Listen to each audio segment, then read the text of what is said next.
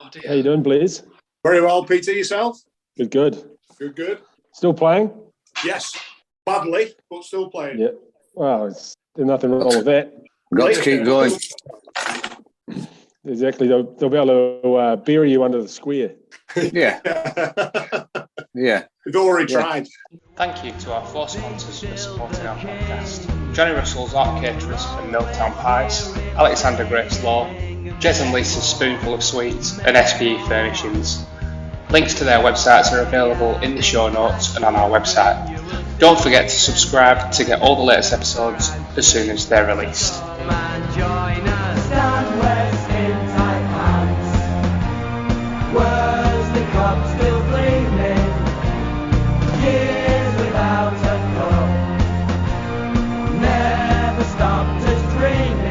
Blez, can I just quickly, before we move on, ask you, are you in a log cabin in Santa's hut somewhere?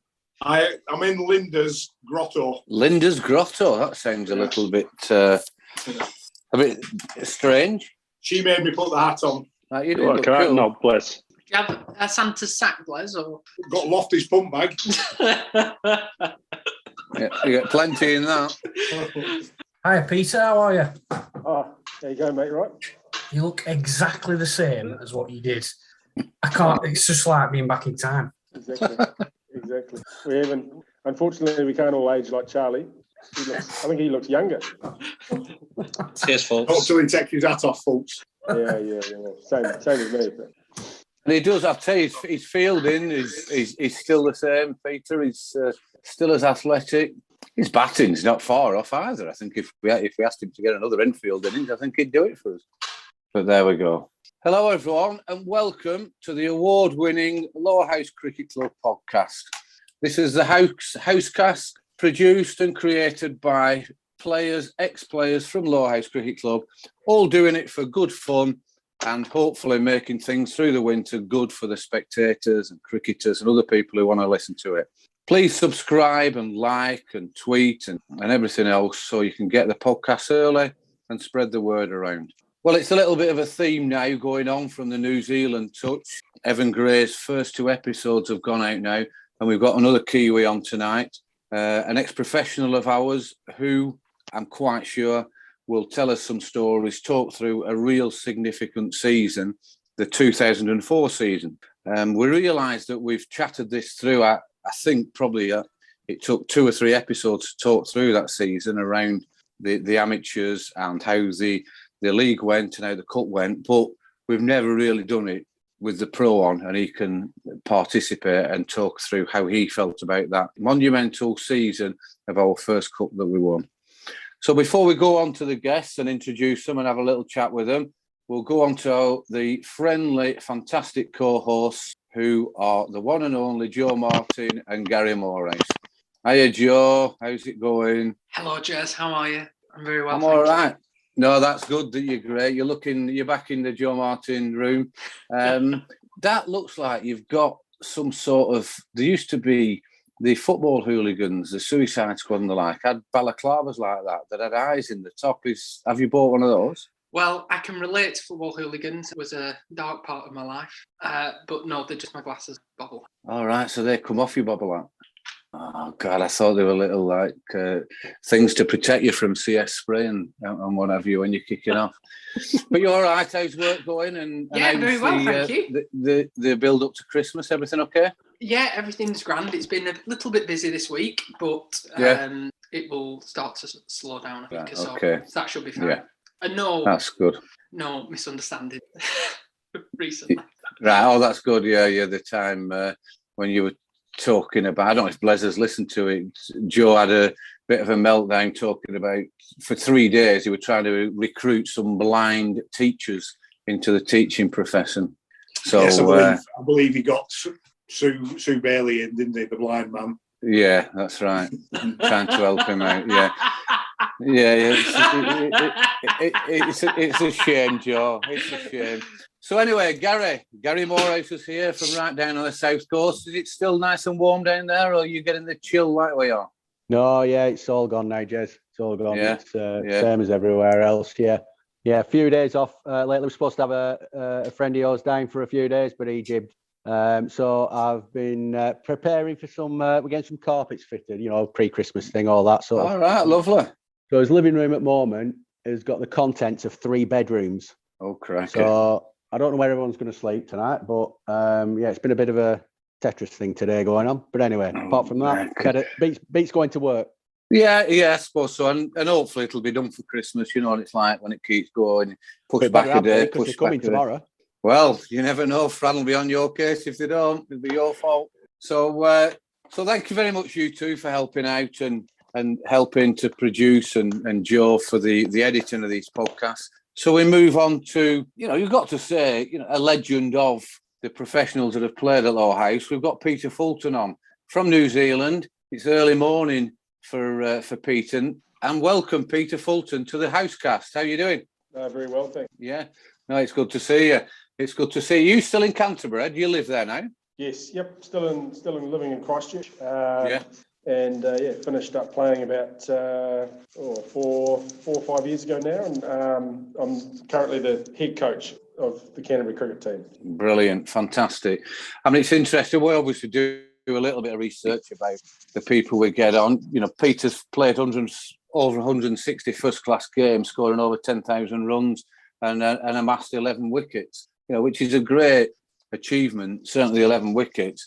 And the runs you've got there, I'm sure, have contributed to many wins. You made your Test debut in 2006, 23 Tests, 49 one-days, and you scored 2 Test centuries against England in consecutive innings. I think you're only one of 4 Kiwis to do that. That's obviously a highlight of your first-class career. What's your memories around that, Pete? Well, I guess probably the Lancashire League link was that I got abused for pretty much the entirety of both innings by Jimmy Anderson, who obviously came through the ranks at Burnley. So that was interesting. I think that's probably like most times in cricket. If you're getting sledged, it's normally either because you've batted for a while or because you're absolutely hopeless. So. Yeah, I still haven't worked out why exactly he was sledging me. Possibly a little bit of both. Yeah, no, and it's something there. What achievement that is. That is fantastic. Pete, we're talking. We go through these podcasts, and the spectators, the fans, anyone else who listens to the podcast, always give us feedback that they're really interested in the history or the career of cricketers. Certainly that they know and have watched closely. What sort of age were you when you first got into cricket, first and foremost? I'm sure that was very young. But when it became apparent that you were a good player and you were likely to be able to make a living of it, how old were you then? I think probably towards the back end of, when I was at secondary school. Although in those days in New Zealand, the game wasn't really professional like it is now. It's certainly not like it is in the UK. So. I was definitely, someone who wanted to try and play first-class cricket, play for Canterbury, play for New Zealand. It perhaps wasn't the same as a young cricketer growing up in England who can sort of see the opportunities in front of them with county cricket and the like, just because it wasn't a full-time profession. So, probably end of secondary school, started to have some success and make some, some representative sides and. I don't think I necessarily was a standout at, in those sides, but I just probably improved, 5% every year from probably the age of about 16 to 21, 22. And, when you add up 5 or 6 lots of 5%, and as Blez would tell you, being a school teacher, things improve. And I was probably also lucky that a lot of kids that, get to 17, 18, and they discover that there's better things to be doing with their Saturday and Sunday afternoons. Certainly more interesting things sometimes. Absolutely. I love the game and just stuck at it, really. Yeah, I can see. So you get into that 16, 17-year-old, you're almost going to make it at that stage. So thanks for that, Peter. You've got you're 16, 17, you're coming through. As far as first class, you say, in England, it's a little bit more of a process and good players are picked up at 13, 14 and coached. So in New Zealand, when was it apparent, that you obviously you're at school, you're thinking of other occupations. When was it apparent that you could make it and make a living out of cricket? What sort of age would you say you were then? Oh, probably, I guess 2021. That would probably be the... Right. Really? Yeah. So, yeah. Like I said, it's just not quite the same, especially at that stage. Until you'd played first-class cricket, you weren't really going to make any money out of it. So it's a lot different now. But yeah, probably about 2021, I was at university, finishing my degree, and then I, finished that, and I thought, what do I want to do? Do I want to have a real job, 9 to 5, or do I want to try and play some cricket? And so yeah, it was an easy choice to try and go down that path, and yeah, luckily it sort of worked out. I mean, that's really interesting, and then because it's quite late in life, I mean, we spoke to Evan Gray last week. He passed on his regards. I don't know if you've had a chance to listen to the podcast. He said he'd possibly meeting you this week, or... Yeah, I saw him. I saw him last week, actually. He must have just done the podcast. So I saw him. He's a match referee now. So I saw him at the game. So it's good to catch up with Evan. Yeah, he's a lovely fella, and we talked to him. He talked us through his early career, and then he was saying similar to yourself, but I didn't realise it would be so late before it became apparent that these cricketers, the good cricketers, could make a living out of it. So how did you manage? I'm assuming you got signed on with Canterbury very early. Is that because you've been a one state club, haven't you? You've only played for one. Yeah. So I played. Like under 19s, then I played in they call it A cricket now, but the B team. When I was 19 or 20, and then I guess I made my debut the end of 2000, and then played one game at the end of that season, and then the next season played a little bit more, and from then started to have some success, and as you say, I never really sort of born and bred in Christchurch and Canterbury, so never really had any reason to move elsewhere. And I was just happy playing here and happy to play for the one team the whole time. Fantastic! I love hearing that. I love when you play for one side. So you're making your way in first class cricket in New Zealand. What came about? I'm jumping about a little bit around test matches and around your first class. But when did it become apparent? Because you were only, what would you have been when you came to Lowerhouse? 25-ish? What would I have been? Yeah, 24, 25. 24, 25. So 24, how did that come about? You're only 21, 22 when you're starting to make your strides in first class cricket, and then, there's an opportunity to come and play league cricket in England. How did that come about? Well, my second sort of full season with Canterbury was the year that I made 300 in a first class game, and I guess that probably in a lot of ways just got me noticed. I guess on the New Zealand scene, and made a few people sort of sit up and take notice. And I was playing for, I think the year that I came over to Lowerhouse, I played some New Zealand A cricket at the end of the season. And pretty simple really. I was just looking for an opportunity to come over and play at a club. There was 2 or 3 other guys in that A side, James Franklin, Andre Adams, who were coming over to play in the Lancashire League. I can't actually remember who. It was obviously through an agent. It was obviously through an agent who said that there was a club in the Lancashire League looking. Like I said, there was 3 or 4 other New Zealanders, that Tama Canning as well, Rob Nicholl that played that season. So I didn't know anything about it really. I just knew the Lancashire League had a good reputation and had a long history. So I thought fantastic. I probably looked it up on an encyclopedia in those days. I don't know if that's right. Yeah. We didn't have Google in New Zealand back then. I don't think so. I looked it up on an encyclopedia and saw where Burnley was and thought, that'll do. Brilliant. I mean, that's so interesting because even us as players, we don't get involved in that unless you're the captain or you're contributing quite a lot to who the pros are. So that's really interesting, that Pete. Thanks very much. I think at this point it's worth bringing in the other guests so we can start talking about when you first came over and how things went. So we've got on one of our co-hosts, but he's coming on as a guest today. I think he was vice captain at the time through that season, 2004, Joe Beneducci. How's it going, Joe? Great, thanks, Jez. Very good. Very interesting to hear Peter there. Yeah, it's good to see him. Yeah, how's winter treating you? You getting any golfing, or are you a fair weather player? No, I will play in winter, but it's been so bad that the weather's been so bad the last couple of weeks. I haven't played at all. No, not at all. Oh well, it's great to get you on, Joe, and I know you'll contribute to going through this season, particularly the cup run. The next guest we've got on, he's been on previously. Obviously, our top batsman, a great fella, a legend in his own right, but obviously contributed quite a bit to 2004. Blez, welcome, Blez. How's it going? Very well, Jeremy. Good. Just got a bit of a frog in my throat. Yeah. Went for me booster jab yesterday. Yeah, really. I thought you'd have had that years ago. Well, months ago. No. Just you know our ages, Jez. You probably got there. I haven't had my second one yet, Bless. No, I haven't had my second one. They won't give it to all the under 40s.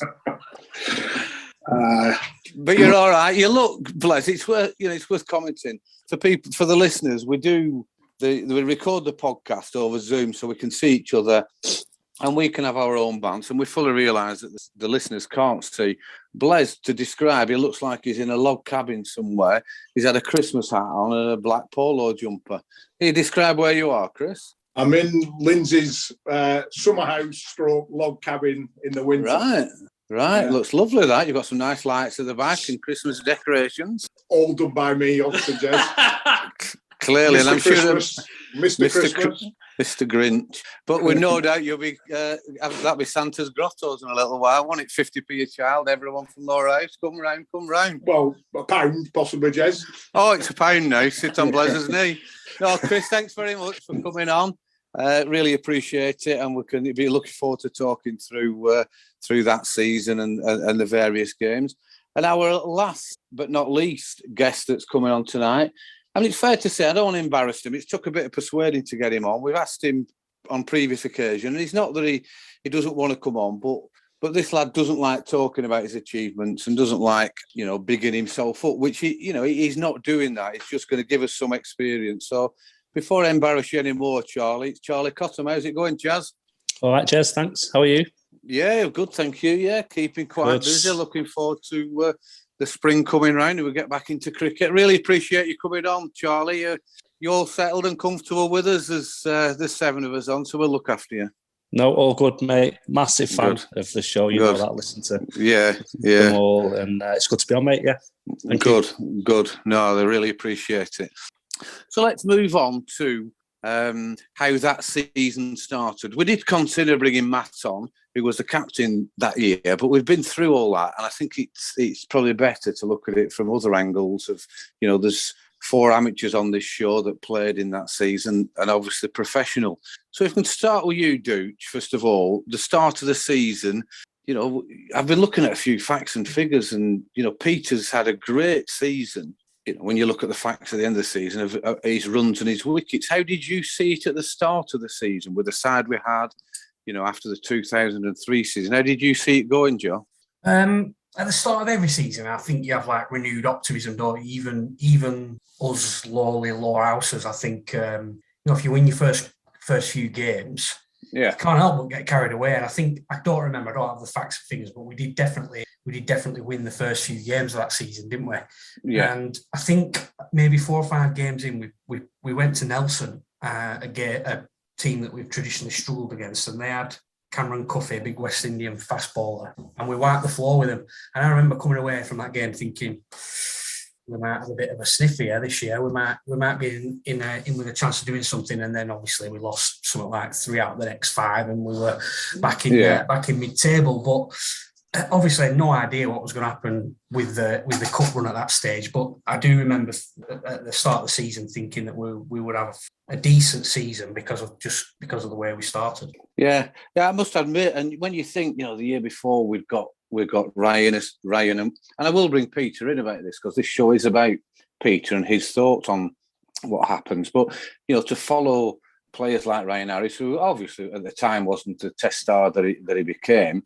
But the names of the pros that were in the league at the time, Peter, how did you feel about coming into the start of the season, around what our ground was like, what the players were like, what the reception you got? How were you very apprehensive, or were you quite cool about it? I think I was all right. I mean, I played a couple of years, as an overseas or as a pro. Yeah. Before. So in the first club I went to, Lytham Cricket Club, 2 or 3 years before, I think the previous pro they had was Chris Rogers, obviously. Right. Played for Australia and opened the batting, and he was obviously a really good player too. So I think I was sort of accustomed to it. I think anytime you go somewhere as a pro to a club, there's a little bit of that, because every club I've ever played at, the stories that you'll hear all about what someone else did the season before, or what someone else did 15 years ago, or whatever it might be. But yeah, I mean, I knew, as I said earlier, I didn't know a lot about the Lancashire League, but I knew that I played with Chris Harris at Canterbury for a few years, so I knew obviously the reputation that he had in the Lancashire League, and he'd filled me in a little bit about the history of the league and just the expectations, because I think I'm not sure what it's like now, but traditionally I guess the pros and the type of players that have played in the league is sort of lends itself to that's part of the reason why probably the league's got the name that it has. Yeah, and I think I'll bring Blez in a minute just to what his thoughts are on the start of the season. But it's interesting you say that. Some of the other pros that we spoke to say, I felt some pressure, and certainly because we've never won anything, and I wasn't sure I was up to this. Even Evan was saying, my batting was rubbish, and and they had such a good season that year in '82. We had a decent amateur side there when you look at it, and probably didn't realise that we had, the quality we had. And what Joe said then, we maybe should have pushed on a little bit more through the first half of the season. What were your thoughts, Blez, around, when Peter's come along? He was such a laid-back fella. He never seemed under pressure or anything. How did you see that season starting? Again, the start of the season, like I think Joe said, we competed in 2003. We knew we had the nucleus of a good side, and we'd had, 2 or 3 on paper additions that were going to strengthen the side. With Vishal, Tiffer, Finchy having his second year, so we knew that we potentially had a good chance at competing like we had done in 2003. But you still, again, as Joe said, you still don't know what's going to happen from the first game, and very soon it looked like we had the batting to really push ourselves, into the fore. As it worked out, the bowling was probably our weak side of the team, really, against good sides. But I was really encouraged by the first 3 or 4 games, and thought, it was a good chance to compete at a high level. Never really think about winning stuff. It wasn't the first thought in your mind, being a dyed-in-the-wool Lowerhouser, but we knew we could compete. Yeah, that's interesting, Chris, because you're right about the batting. The likes of Pete Maudsley and these other players that could bat at 6, 7, 8, 9 when we needed a proper batter that could come in. But also, I do remember early on, because Sid Raiz started playing for us, and I was probably at the twilight of my career. But I did like the way Peter bowled. I did like, certainly from that height. I mean, I don't think Peter rated himself enough, or would thought that it was probably better leaving it to the amateurs to do that. But I like that different style. But I hear what you say, Chris, around the batting was clearly the strength in it. Charlie, you were at, you'd had some great season. You'd scored lots of runs. You were very consistent for us. What were your thoughts around then, and how did you start in the season? Can you remember? I couldn't initially, Jez. My memory's horrendous, so I had a little look before we came on. And good. No shock. I got run out off Blez first game of the season, which is standard. Yeah. So whenever I got a few runs early doors, Blez used to run me out just to, Yeah, you haven't beaten that record, can you? That's right. But started all right.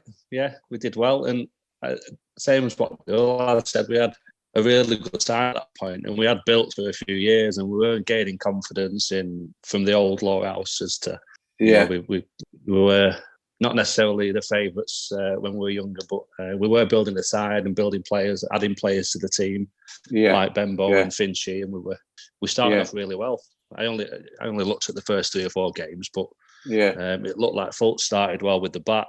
I was obviously keeping that year. I don't know if I kept the year before or not, but that's one thing I one thing I remember from Fulton's bowling is that obviously playing on Lowerhouse tracks, you don't take anything above the knee roll pretty much when you're keeping. Yeah. And he used to hit him in the chest quite regularly. Well, I'd have my hands cut down and the ball had hit me in the chest. Now, whether that's because I was crap at keeping or whether he got a bit of extra bounce, I'm not sure because of his height. Yeah. Yeah, I think it's the latter, that, Charlie. I'm quite sure it's because he got the extra bounce. You were never crap. I mean, that's a subject we can chat about as we go through the cup games. You did a lot of keeping through those periods. Sometimes, you would never ever whinge or moan or say, I don't want to do that because it's affecting my batting. But it must have had some sort of an impact on your batting around that period, a couple of years before, and when you always helped out and filled in when there were injuries. Do you think that's a fair comment? You think you suffered with your batting? I used to actually think, and I've never looked at the stats, but whenever we used to field first, I always thought I batted better. Now, whether that's because you kind of pick up the line and how the wicket's playing a little bit, and then you go into bat afterwards, but it was tiring, to be honest. As someone who'd never done it all their life, if you're quite intense and then you come out to bat later on, I was reasonably fit at that point. So, but I'm not sure, to be honest. I actually thought it had a positive impact, Jez, on the way, especially if we fielded first.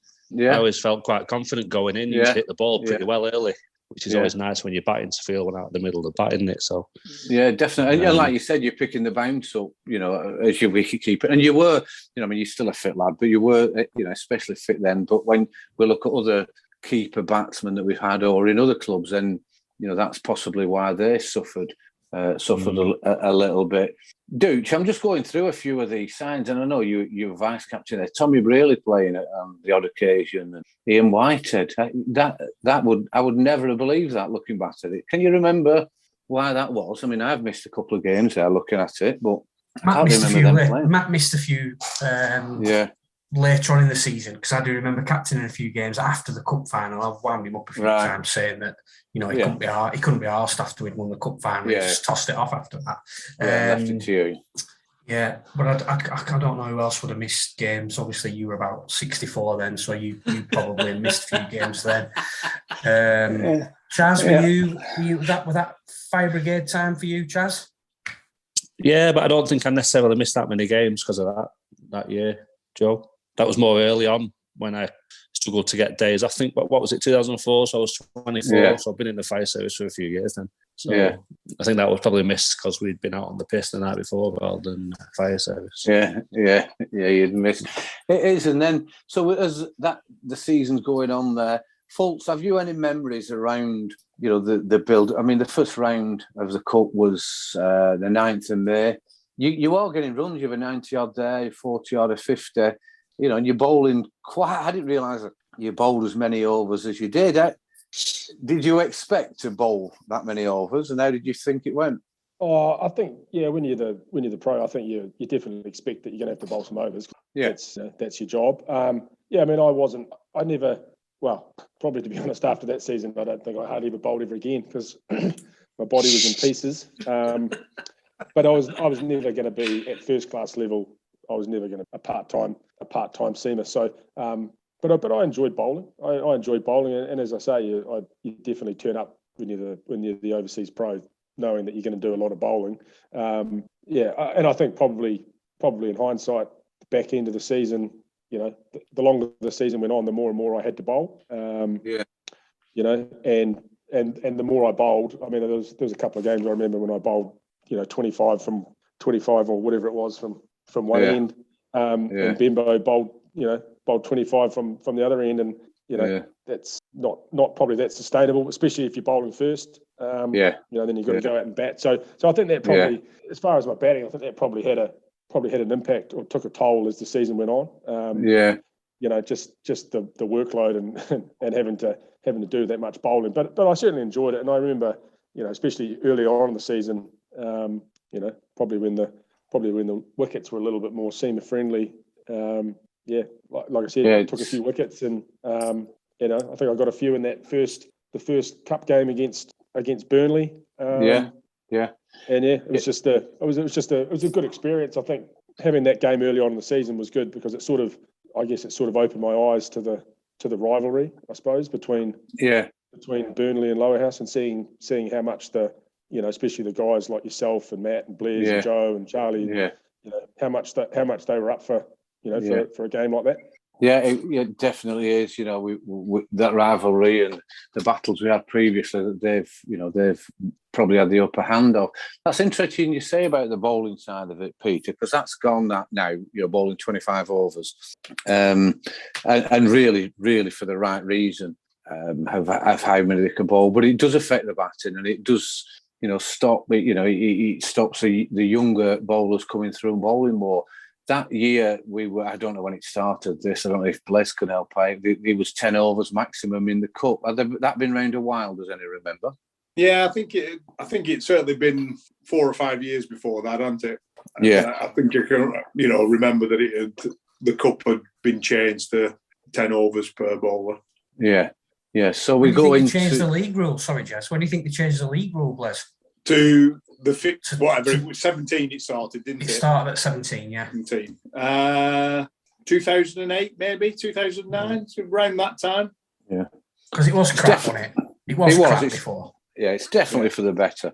It really is. Do you think it was 2009 when they changed the number of overs you can bowl? Yeah.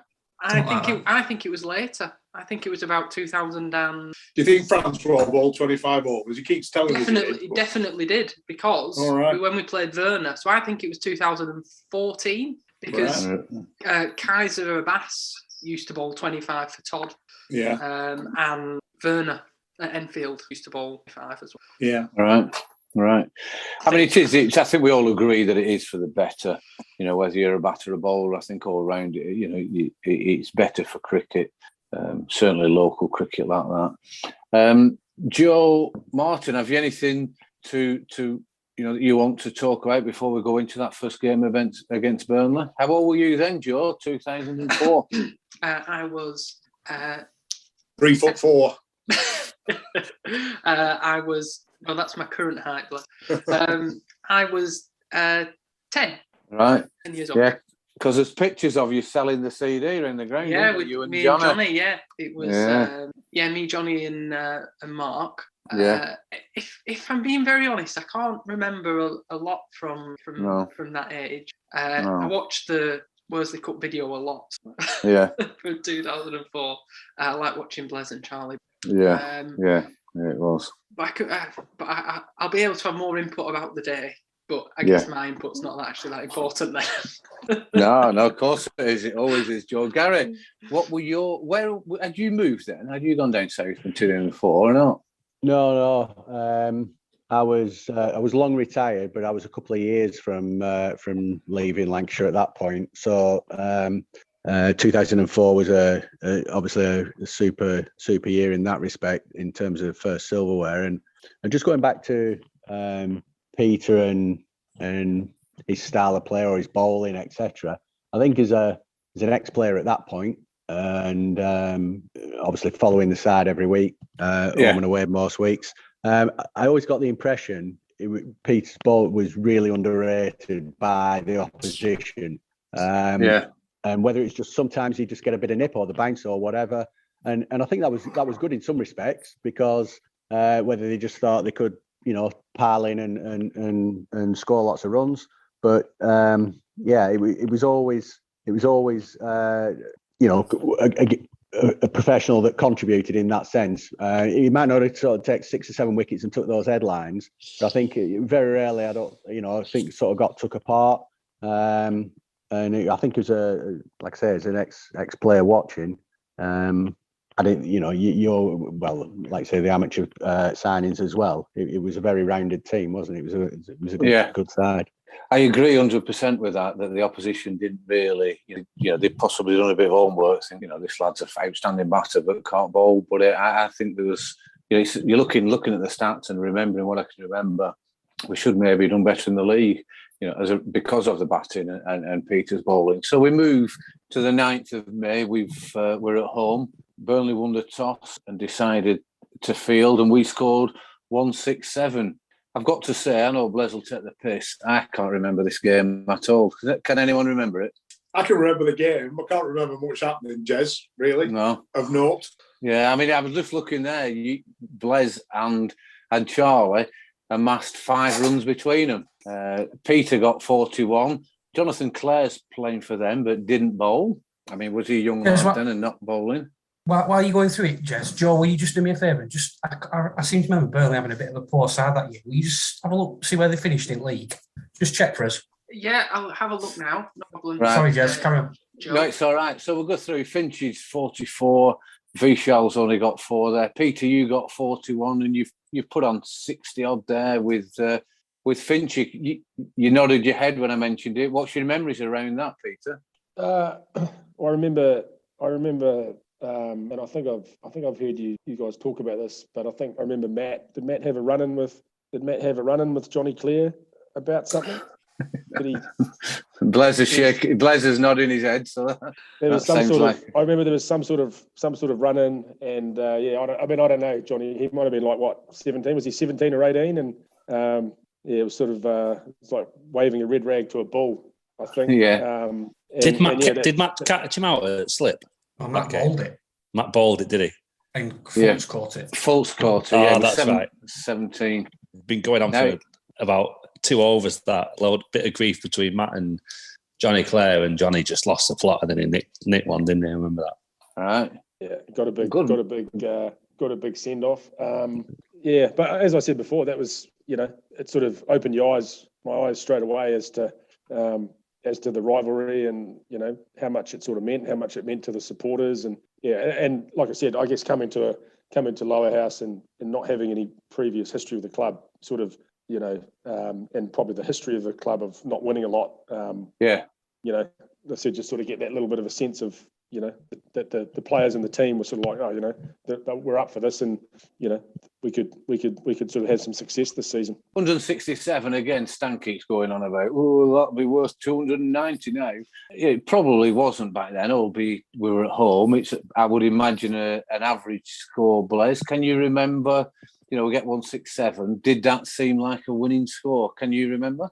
I can remember not thinking that it wasn't enough. I thought it was enough. I can't remember thinking, we were in trouble of getting beat with that score. Maybe they're batting, they had Kerry Jeremy. That's right, yeah. They're pro, and I don't think he got many runs. I don't think he was going to, scare us. Johnny Clare was obviously still a young lad. I don't know, whether he was at the zenith of when he was getting runs. I'm pretty sure he wasn't at that stage. He was still a young lad, talented but young. So I tended to think we were in a decent position with that. Yeah, and you look at the scorecard, that would indicate you're perfectly right, Chris. We bowled 6 bowlers, and it doesn't look, we got 167, and maybe at 137 for 7, they're in with a shout, and then Michael Kelly gets run out. Their pro gets run out. Holden is out. The pick-up wicket, Jez, from memory, was the key pick-up memory. Right. Pick-up wicket, yeah. Yeah, I thought that as well, Duke. Right. Johnny Clare Blez that year, 746 runs he got that year. You're on mute, Blez. Didn't take long. It would have been the start of. It would have been the start then of his of his run. Yeah. Duke. Burnley finished bottom that year as well. Oh, did they? All right, that's cracker. That's right. What a waste of 700 runs, eh? Well, that's interesting. That you look, you always think that looking at the side, but that side didn't look too strong there. So then we move on and we get through to June, May. We're still not pulling trees up as far as going to win that league, but we get through to June, early June, and we're playing Colne again. It's a home draw. Is this? Anyone jump out and give us some memories around that game? I do remember Charlie taking a worldie behind the stumps. Did he catch their pro out down the leg side off Tiffer? It was a worldie, wasn't it? Because he had his eyes closed. Yeah. I don't know who was more shocked. Was that Andre Adams? Yes. Yeah. Straight in that. 5 victims that day, Chaz. Yeah. 5 catches. Yeah. Well, brilliant. Standard. Go on, Jess, sorry. No, go on, Charlie. Go on, crack on. No, I was just going to say I had really grippy gloves. They were grippy. that catch, I literally did have my eyes closed because I wasn't too bad stood back because as we've just discussed, I've not done it a lot wicket keeping, but stood up to people like Finchy and Tifu. Did have a few variations to be fair. As soon as they threw one down the leg side, pretty much four byes to be honest. Yeah. And I heard a little nick and I just felt it in my gloves. Looked down, and I was as shocked as he was when it was stuck in my gloves. Yeah, Hey, that is a great victory there, Charlie. You're the first 4 victims, or your batters 1 to 4. Fultz 8 overs, 28 for 1. Finch's, obviously bowled well, 10 overs, 34 for 3. Can you remember this game, Fultz? You got a few runs as well. Yeah, I can remember it because Andre Adams was their pro, and obviously had played against him in New Zealand and sort of knew him. So I guess when you're playing against playing against another pro that you want to make sure that when you're having a beer at the end of the game that you've sort of got one up on them. So I remember that game, and Andre Adams was he was a real competitor. Like he was. He'd sledge his grandmother if he was bowling to her. So I remember that catch actually. I think from memory he walked. I think he walked. Right. So it was a massive nick, big deviation to be honest. Yeah, I think when you're the pro, you still stand there because you just never know. The umpire might get a bit.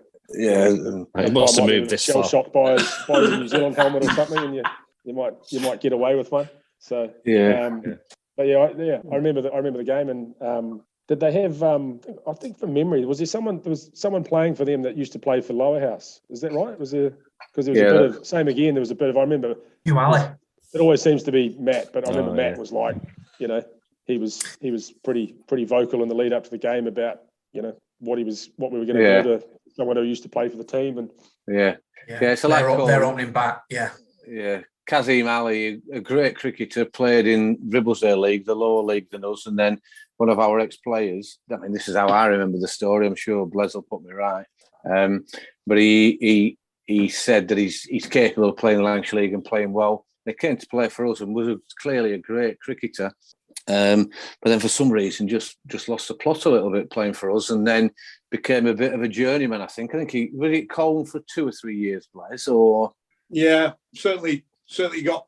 It might not have been this season. Joe will look at the stats, but he got in one of the 2 seasons he was Colne. He got 500 runs and 50 wickets. Right. But when he was playing for us, his bowling had started as one of his stronger features, and then had gone a little bit and was throwing it all over. Really, he ended up being a very, very solid batsman for Burnley. For Burnley, he did. Yeah, and not bowling. Because he was only young when he came to us, weren't he? And I remember I gave him some stick. I don't know if it was that game because we were so disappointed. We'd done everything we could to get him in, and then just walked away. Well, that infamous game, weren't there, where a professional is bowling an Aussie, I think, and the Australian pro stopped the game and asked the umpire, are these no balls or wides that he was bowling? Because he didn't know whether to try and smash him into Lowerhouse Lane or just let him go for 4 wides. But we had Ryan in 2003 when Q was with us, wasn't he? And he bowled a lot. Yeah. And then towards the end, when Ryan had gone home injured, we ended up with a series of sub-pros who ended up being off-spinners. At Lowerhouse, it's pretty difficult, as Paddy's finds, to bowl from the park end, bowling off-spin against pros. So towards the end of the season, Matt didn't bowl him quite as much because of that sort of reason. And, he took a little bit of umbrage at it, I think. Yeah, I think he did. Yeah, but Selavi's doing a great job now over in Dubai, working for the ICC. So good on him, and good luck to him. But you look at that again; it's comprehensive victories. This lads, the 197 for 9 them, and we've knocked them off with over 8 overs to go. 78 for Fultz, 25 and 30 for Finchy and Vishal, put it on 40. Fultz was then put 30 odd on with one of them 2, and then put 50 odd on with the other. You only got 2, Blez, again.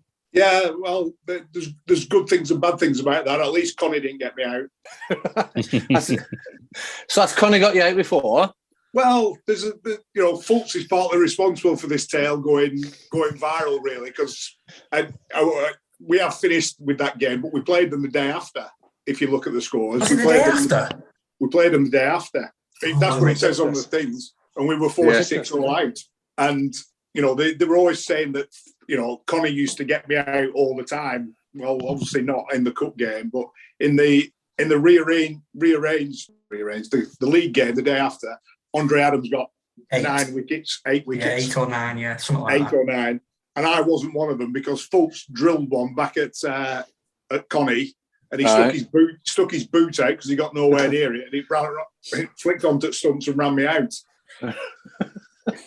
yeah, good old Connie. So you've got Charlie, you got 43. That's a building up to what was going to happen later on in the season. Can you remember them getting them runs? 43 and 5 victims is just a shame you didn't get that extra 7. I'm not sure how many stumpers have got that in the league.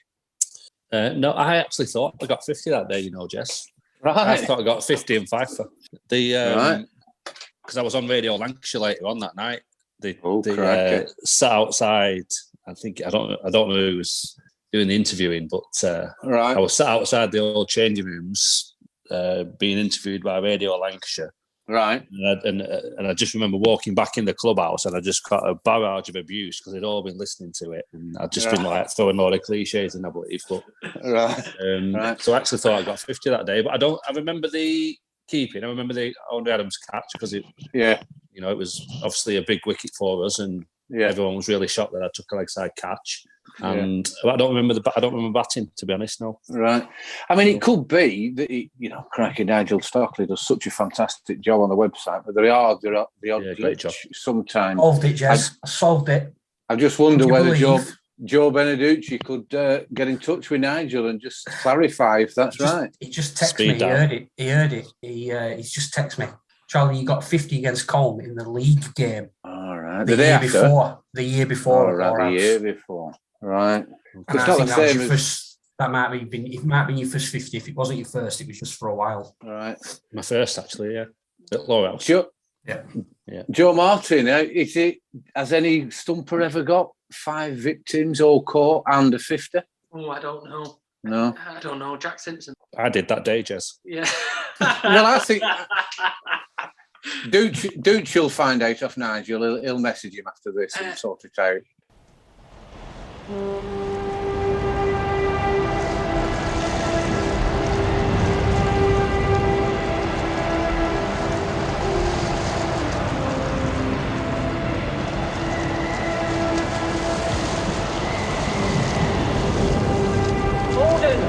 Gordon, send more house to save the house.